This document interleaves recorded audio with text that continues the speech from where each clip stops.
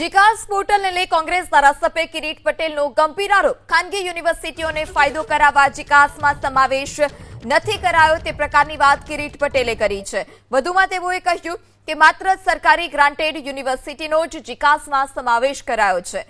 જીકાસ portal મોડું ખોલવામાં આવતા ખાનગી યુનિવર્સિટીને ફાયદો થાય છે। राज्य सरकार મને લાગે છે કે માત્ર ખાનગી યુનિવર્સિટીને પ્રોત્સાહન આપવા માટે આ બધું ચલાવી રહી છે। સૌથી પહેલા તો સરકારની માનસિકતા સ્પષ્ટ હોય તો સરકારે આ તમામ ખાનગી યુનિવર્સિટીને પણ આની અંદર સમાવવી જોઈએ અથવા એવો આદેશ કરવો જોઈએ કે જ્યાં સુધી જીકાસની કાર્યવાહી પૂર્ણ ના થાય ત્યાં સુધી એક પણ ખાનગી યુનિવર્સિટીએ પ્રવેશ આપવો નહીં।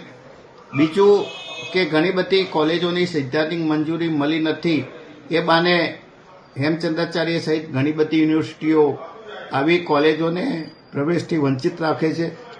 ગઈ વખતે જે કોલેજોને પ્રવેશ જીકાસ મારફતે મળ્યો હતો આ વખતે એને રદ રાખવામાં આવ્યા છે અને જેટલી જગ્યાઓ છે એનાથી 60%થી પણ ઓછા ફોર્મ ભરાયા છે।